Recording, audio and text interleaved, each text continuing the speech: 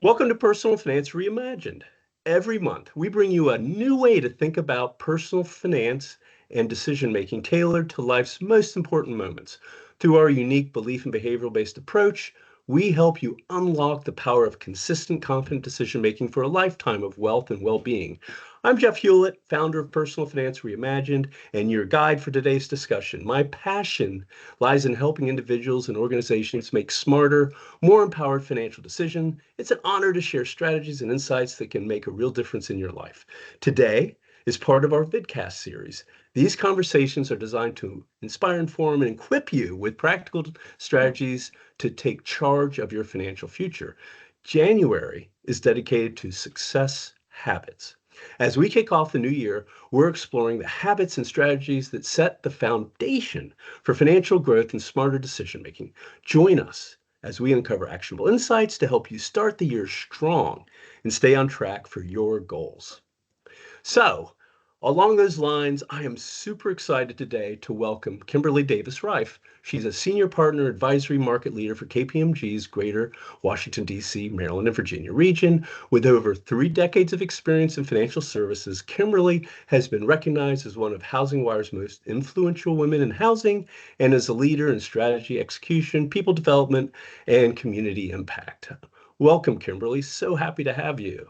Thank you. It's an honor to be here. I really appreciate it. Oh, of course. And Kimberly, before we jump into the main part of our interview, I really wanted to share with you. So and with the audience too. So Kimberly and I used to work together. We worked together at KPMG, kind of in the old day. And one thing I don't think I ever shared with you, Kimberly, is so a couple things. One is when you and I worked together, I was a managing director, you're a partner. It was kind of the go-go time of the financial crisis. We're helping banks. We've got consent orders. We've got HAMP, HARP. There's some disruption challenges in the banking sector, but in people's lives as well.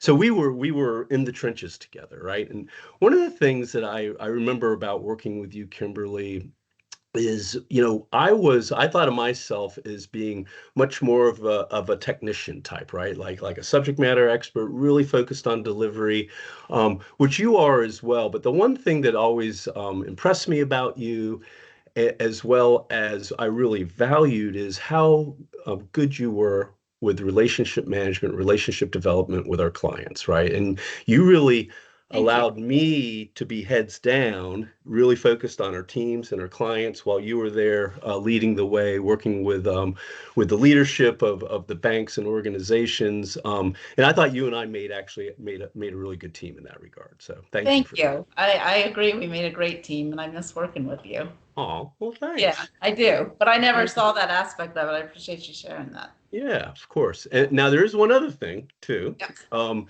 so as you know, Patty and I have 4 kids. Our 4 kids are now all in their 20s. We have 3 boys and 1 girl. Our daughter is Jacquelyn, and Jacquelyn today, she's 27. She works for Cap One. She's on the second line there. She's a data scientist, risk management.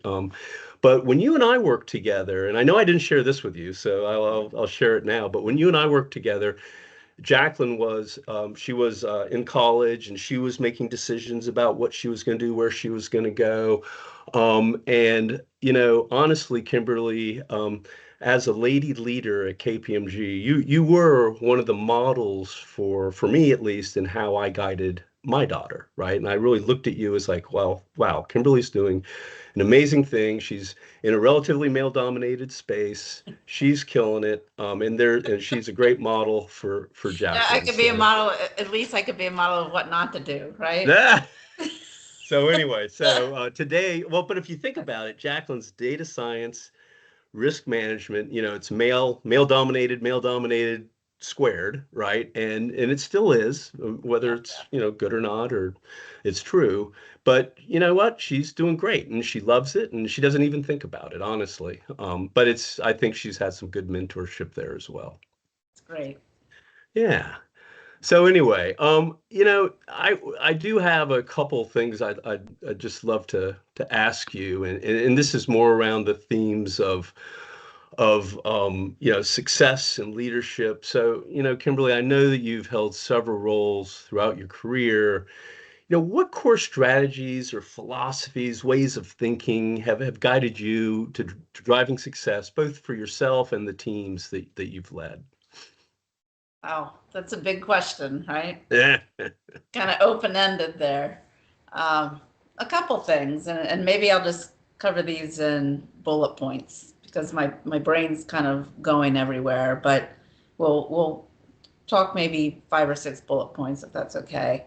Sure. Um, I guess the biggest thing for me is leverage what you know, but go into an area that you don't. Like if you're doing the same thing every day or you feel very comfortable where you Right. are and with the people you're interacting with and with the content, the technical content of it, if you're doing that every day, then you probably aren't growing as much as you could be. Get comfortable being uncomfortable. I'm Okay. constantly, if the firm asks me to do something, it's usually something that I personally feel uncomfortable with, like taking a new role. Um, but the firm's asking me for a reason, right? Because the firm is there to Right. make money. And so if the firm is asking me to do it, then obviously they have the confidence in me to know that they believe that it's it's probable that I'm going to be successful. And so if they have that vote of confidence in me, then I'm my own worst critic. So I constantly push myself and have gotten reasonably comfortable with being uncomfortable. So how does that like is part of that and just kind of looking for maybe an example, is that like related to different clients and personalities, people that you work with, on the client side, or is it more discomfort with like delivery, with stepping outside of what you've been or your teams have been used to delivering in the past and Right. sort of Right. doing different things? A little bit of both, but I Okay. would say for me, it's mostly the technical, kind of back to what you were speaking of earlier, Jeff. Right. Um, so I've learned to surround myself with people that know stuff that I don't know. It doesn't do you any good to bolt on to people that look and act and think just like you do. Uh, so that's a biggie. And then I have to remind myself and give myself credit for the fact that I'm a smart person and I can Right. figure it out. And if I've figured out other stuff, then this is just a new challenge. And Right. then we're all the better for it. The more stuff we learn, the better. And I know that Right. sounds really broad, but if you're walking into, for instance, reverse engineer a securitization for cash flow and to see whether certain mortgage-backed securities were under collateralized upon the underwriting of them, that kind of stuff. Like, Right. just get in and roll up your sleeves Right. and figure out what you can learn. And then, yeah, some things you're going to hit a roadblock on, and that's when you pull in help and raise your hand and surround yourself with people that know what you don't. Yeah. Yeah. Well, I have to admit, I remember, yeah, I've been out of KPMG for since 2019, so about 5 years, a little over 5 years, and what I remember from the financial crisis is kind of exactly what you're saying. Basically, being dropped into what amounted to be war zones, right? Like you're in a mortgage servicing shop that used to have defaults that you could count on a hand, and it's blown up to being 10% of their entire volume or something. And they were, it just they didn't yet they got there, but didn't yet have the systems and the talent and just all that stuff. And you're just sort of again dropped in. You're like, okay, all right, well, let's go. I figure it out. Yeah, it's time to, Yeah. figure it Yeah. all out. And we did. It probably wasn't Right. always, pretty, or as pretty as we're very perfectionistic, of course. But I think giving like almost like giving yourself credit. So yeah, it's not perfect, but it's certainly a lot better than it otherwise would have been. Right. Right. And don't sell yourself short either. You've been brought in for a reason, and it's because you've established yourself as someone who can figure things out. Right. And you're Yeah. being paid to have the time to figure it out. Other folks at the client organization have to run the day job.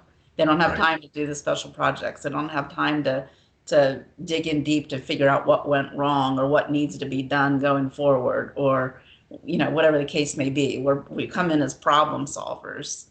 Right. And Right.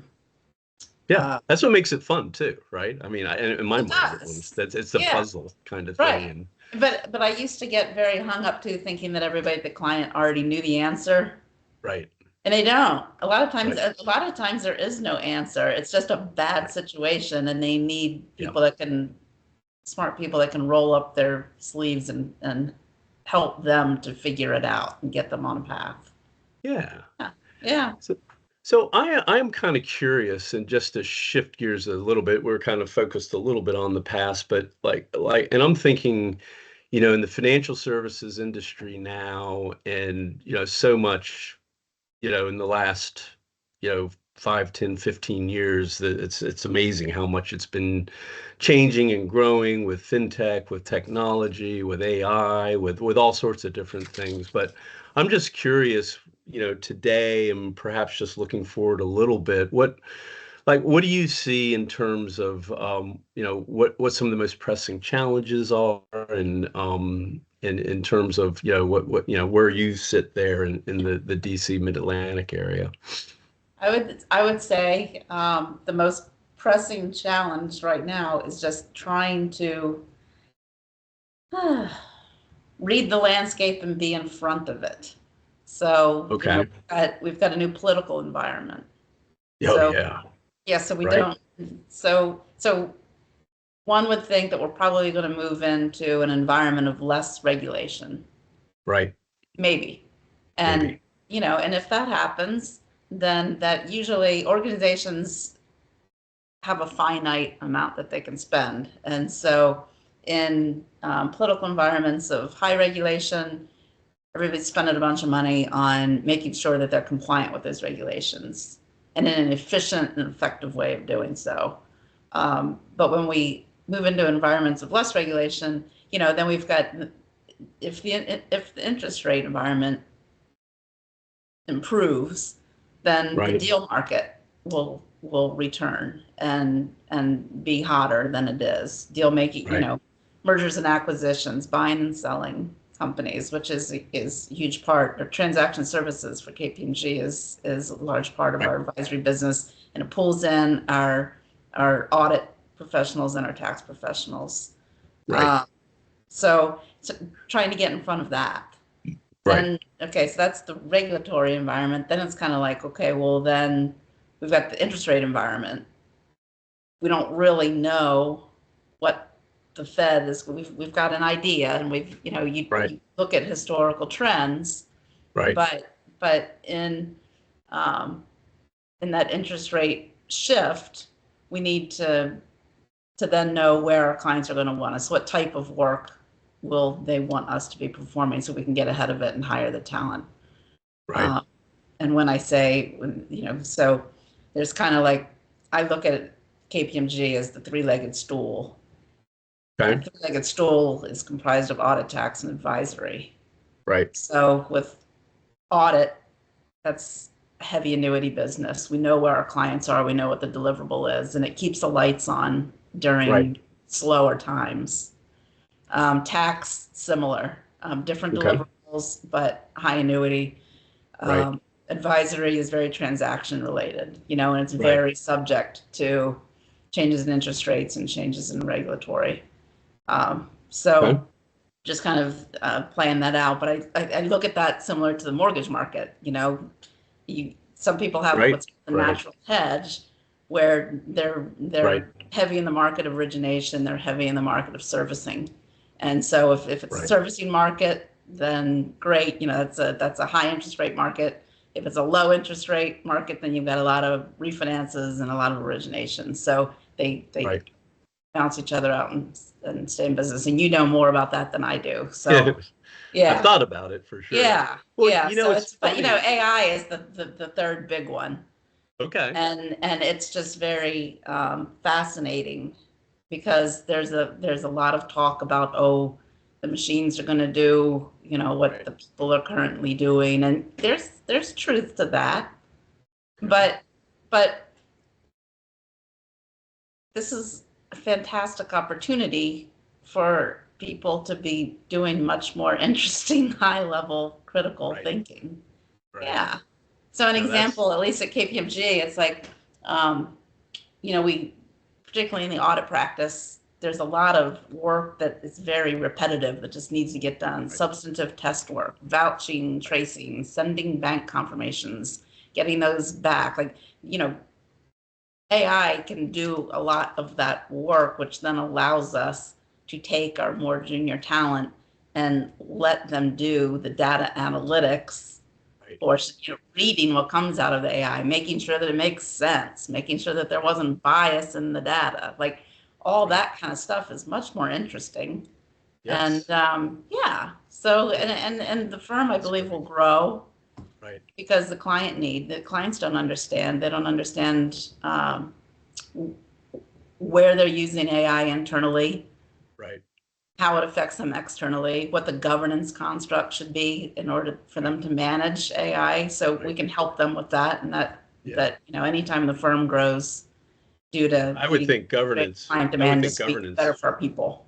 yeah. And I would just think governance is massive, right? In Yeah. dealing with their data. It's funny, Kimberly, I have this memory of, this is totally a back in the day thing, but when I was there, we had KPMG had negotiated a relationship with IBM, and we brought in IBM, Watson, or what have you. And what and this is just my way of thinking about it, and I might have this wrong, but I'll just put this out there, is we kind of missed it for a couple of reasons. The one reason was we were a little bit early, meaning, all this great analytical stuff that IBM had put together, it was a little bit ahead of the market. Like, we could see it, it's just our clients were so far away from being ready for it that it ended up being a little bit early. And the second problem, in my mind, was that, you know, the machine was really good at what it could do, but we had a more basic problem, which was, how do we get data off of documents for the machine to read? So it was Right. almost like it was solving the wrong problem, you know? It was like, yeah, well, sure, if we had all the data off the documents, yes, of Yeah. course we could do something cool with this. But at the time, all the data was sort of locked up in PDF paper or digital paper or whatever. So anyway, and I think a lot of that has changed. I'm sure it's changed since then. I'd like to hope it has, at least. But I just remember that as the story of being just a little bit early, I think. Yeah. But it sounds like it's all starting to catch up a little bit more. Right. So, talked a little bit about AI, and one of the things, and I spend some time with AI, both using it for the services that we deliver at Personal Finance Reimagined, and but also, as you probably know, I teach at JMU, and so part of my class is integrated with using Gen AI, and what I like to think is in the proper way, right? When you're trying to, help 20-year-olds sort of use a Gen AI in the right way, which helps them learn, doesn't replace learning, right? But what I'm curious about is, like, when I think of, like, the challenges, the potential challenges of Gen AI is, like, I could think about, like, somebody like me or like you that's a more senior expert, and you have a choice. You can give an assignment to a junior person, or you could give an assignment to a Gen AI. That's almost like an option now, right? And so what I worry about, and I'm not sure if this is happening at KPMG or not. Of course, I have no way of knowing, but I could imagine situations where, like, where work, like, kind of grunt work, whatever you want to call it, but just routine work that you would have had somebody do, that they would have learned from, even if it was routine, you can now give to the Gen AI, and it probably does about as good of a job. Yeah. And For so I'm just the curious more really when low you, level yeah, okay. where And the that's what data I'm is wondering about available. is, like how do you think about staff development at KPMG today, or really has it changed, right? Or are you guys evolving in terms of how you bring in new staff or you introduce them to different tools? Well, I think regardless of the age or level of seniority, the big tenet within the firm and for anybody that does well individually is to remember what we call student of the firm. Right, And so whether you're learning how to retool the more lower level transactional processes, or whether you're talking about how best to negotiate a buy sell, right, it's student of the firm really means, know what you're talking about, know what right, you don't know, continue to learn, and continue to build your personal brand. right, Um, and when you do that, that helps um, foster continued learning, continued growth. But to your point, the firm has to do. Um, we're taking on a huge effort of upskilling, because we do okay, have a lot of people internally, on the firm payroll that don't know AI. And right, we need to come up to a basic level of understanding, including myself, so that we can at least hold intelligent dialogue right, to understand the client's issue, and then connect the dots with the issue of the client to who within the firm is the subject matter professional that can answer the need. So right, we need to upskill. We need to hire a broad base of backgrounds, and um, it's not one size fits all anymore, and it's not get the right, accounting degree and just go start with the big four. And we need data scientists, and we need right, architects, and we need we will always have a need for right, governance, risk, and compliance personnel and talent. But right, it's drawing from a little bit. It's just retooling the people that we have, and then it's right, being a bit more right. diverse with who we're adding also. It's interesting, as you may recall, when I was at KPMG, one of my roles was I was a lead recruiting partner at one of the big one of our big colleges where we recruited. And, I'm there today at JMU, and, I talk to the accounting professors there quite a bit, that have relationships. KPMG, I think, still has a really great relationship with Madison. But, one of the things that the accounting folks talk about is they're struggling getting kids to go into accounting. Like Yes. accounting is not, as hard as it's seen. I think the vibe, I'm getting from the students is that it's sort of seen as a very challenging, grueling, no work-life balance kind of thing. You got to get the 150 hours, and you got to sit for the CPA, all that stuff, right? And it's for better or worse, I think, JMU, I think they hold their own, but I think the environment is changing. And I don't know if you see that at the Oh, firm. absolutely. And there's always going to be a huge need for accounting majors, for Right, CPAs, because we work on behalf of the SEC to, make sure that publicly traded companies, or their financials, are fairly stated in accordance with generally accepted accounting right, principles. That the role isn't to say, here's the best way to make right, money or be more effective or be more efficient. It's, is it right or is right, it wrong? Are these fairly right, stated? Um, so that's not ever going to go away, thank heavens. right, But we have, and all the big four and the profession in general is having a very hard time um, finding enough talent right. to feed that need. So Which is KPMG is actually on the forefront of lobbying for a change to the profession, to go back, to get rid of the 150-hour requirement and go back okay, to a 4-year degree, so that we have a more diverse group of students that could qualify right, uh, to join that profession. Right.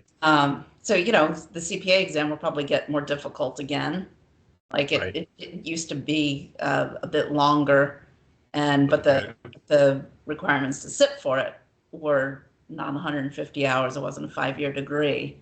Right. So there's a lot of discussion about. There's also discussion about hiring students and bringing them under our wing to do in-house training that qualifies for sitting Right. for the CPA, as Nice. opposed to, so you're getting paid to learn as opposed to paying Right. to learn. And so I think with all of these Yes. different discussions on models, we will ultimately get there, but a change does Right. need to occur. Yeah. Well, Yeah. well, if there's anything I remember about the AI CPA, slow is, is,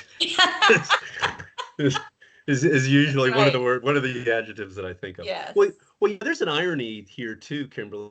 We just talked about AI and the challenges and potential, replacement of junior people in terms of what Gen AI could do, and then we went completely the other, which is we don't have enough people. It's pretty wild if you think about it, and maybe it just goes to show it's like, yeah, if it's going to happen, it hasn't really happened Well, I mean, in the AI is a accounting space. perfect, it's a perfect backbone or construct upon which to aid us in doing our jobs more efficiently and effectively. And it can take away some of the Right. jobs that, quite frankly, most people do not want to do. But there's Right. always going to be a Right. need. And so I'm Right. very excited by the Good. opportunities that I can it tell. really does. Yeah. Yeah, it's pretty Yeah. Well, cool. that's awesome. Well, good. Well, we kind of touched on this a little bit, but and I have a feeling this is a topic that you have a little bit of passion around and you've thought quite a bit about. But when I say the word work-life balance, I think that's a word sometimes that's misused a little bit, or maybe it's like one of those icons. If 20 people click on it, you're going to get 20 different, sort of this is what it means to me kind of thing. But Right. I guess what does work-life balance mean to you? Define it, and then tell us a little bit about how you've managed that in your life. Okay. Well, first of all, work-life balance means different things to me at different points of my life, right? And Okay. how I try to achieve it depends on what point and stage I am in my life. But I've always made my career very a priority, Right. um, and I don't make any. I'm very transparent about that. But at the same time, I've got my best work is my son, and he's Uh-huh. 21 now and off Right. flying and doing his own thing. But so you just have to take a realistic approach, and what is important this minute might not be the priority down the road. So I think the biggest thing is there is no real nirvana. There's no balance. It's not like the scales of justice and you find it and you're like, Right. okay, I've achieved work-life balance. It never comes, right? So I Right. think the biggest thing is just to be comfortable knowing that take all the information that you have available about a point in time, and some days or some instances family needs to come first, and you have no Right. qualms about dropping what you have going at the office and go do that. And then there are Right. going to be other times where the family's kind of humming along and everything's okay, and you really need to be, your part of the family is bringing in job stability and funding. Right. And so you just got to be realistic about the fact that it's going to ebb and Right. flow. And so I try to Right. I try to make decisions like that very short term, because that's when I have most information available, but keep a Right. midterm lens on it and then keep the long range view. And the long range view is Right. to meet at the Right. scales of justice balance. But Right. good Right. luck. I'm not there Well, yet. So yeah, well, let me ask you this. So bring it to, like, let's say you're 22, 24 years old. You just got your 150 hours because you still need them. You're coming to the firm, or maybe you even came in through different degrees, whatever. It doesn't have to be an accounting degree. And if you're going to give that person advice, like if they came in saying, I am looking for some work-life balance, what advice would you give to that first year associate about how to manage first, their work-life balance? Yeah, I would say, sorry, Jeff, you froze up on me. Can you see me okay? Okay. I can see you now. Can you see me okay? Yeah, I see it just fine. Okay, Sorry yeah, about that. sorry, the camera froze. I want to make sure we were still on. Um, think of embarking upon your career as a marathon, not a sprint. And you'll have short hops, you'll have short little sprints, but you've got a long road ahead. It's like a 40-year span, just before even Social Security kicks in. So you have to be happy with what you're doing, because you're going to spend more time at work and asleep than you are on what's left over, right? So you kind of, it's important that the work is part of the joy, but don't burn out. And that's easy for me to say, but I've burnt out on mini sprints. And over time I've come to learn that, and like our COO, Laura Nowinski, she had a really good analogy. She said that careers are like a jungle gym. It's not just a linear set of monkey bars. So you know how you get on the monkey bars and you swing, and the first one to get to the other side is like winner, like that's not how careers are. It's really the whole playground. It's like the jungle gym. And so some of those exercises are easier than others. I know. When I heard her say that, I'm like, that's pretty good. Yeah. So there are certain exercises in that playground that are more enjoyable or easier, or that you can do on autopilot so that you can then focus more on the home front. And then there are things that are going to be really challenging, but you might, want to roll up your sleeves and prove yourself in that aspect. And it's okay to take positions within your company or firm, or to change firms or companies and take a step back, or go sideways. It's not, your career is not up or out.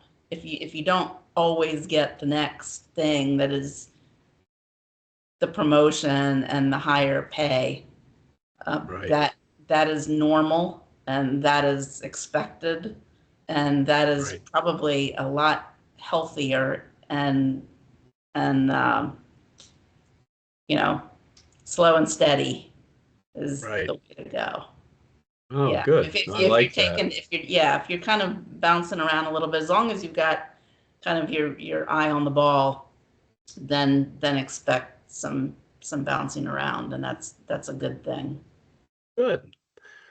Well, Kimberly, this has been a fabulous conversation, and I just wanted to, as we wrap up here, I had a little bit of a broader question, and it has to do with leadership. And you were named HousingWire's most influential women in housing, which is a great honor. But I'm thinking about like leadership lessons, right? And like, do you have specific moments in your career where you can kind of point to in terms of these are the leadership lessons, or these are the moments that contributed to like earning, maybe it's not earning that specific honor, but sort of when you think about your career in terms of all the, the leadership lessons that you've accomplished, that you've been able to apply, that ultimately led to an honor like that.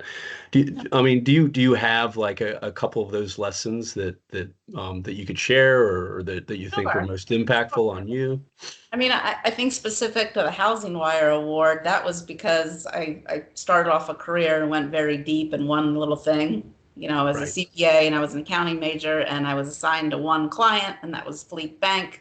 And within Fleet Bank, they said, okay, you're going to do the servicing audit for mortgage conforming residential. So I'm like, okay, well, then 5 years down the road, it's like, okay, well, I think I want to do something different. I want to see something other than one client.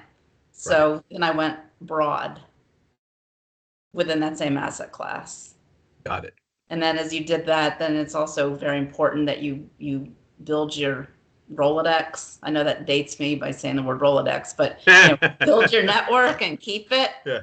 Yeah. And the you have best to way speak to do a different language. I know. Like, I mean, the biggest thing about it, businesses grow because businesses usually buy people. Right. They buy how they feel. They don't buy solely products.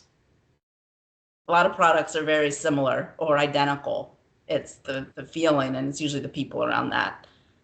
So taking care of those that are above you in the rank and file, your peers, and those that are your subordinates is paramount. And then, combine the technical with the people side, and that's kind of your brand, right? Like, build your brand. That's kind of, I think, how I got to the HousingWire thing. But at the end of the day, like, yeah, there are just certain philosophies that I continue to go back to. I think we talked about leadership being 360. We talked about business being people. I'm just going through some of these first bullet points. Another one is just don't be afraid to fail, right? Because I learn from my failures much more than I learn from my successes. And so do I want to succeed every time? Sure, but it never happens, right? So, but when I succeed at something, it's an immediate adrenaline rush. Right. And then it's like, then you wake up the next day and it's like you're back to square one and you got to try to repeat that, right? So it's then you're just back in the saddle. Whereas failures usually chew over them a little bit and you learn from them and you try not to repeat. And so I try to embrace the bad that comes along with the good. Yeah. This has been a fabulous discussion. I think, for me, this takes me back. Actually, I feel like I'm having a conversation with you like 10 years ago or 5 years ago when we were working together. So I appreciate your time together, and it brings back wonderful memories. But I think this is your leadership lessons, your career is such a wonderful model, and bringing it forward. And I think folks are going to really we'll get a lot of value out of this. So thank you so much for your time. Thank you, Jeff. I really appreciate it.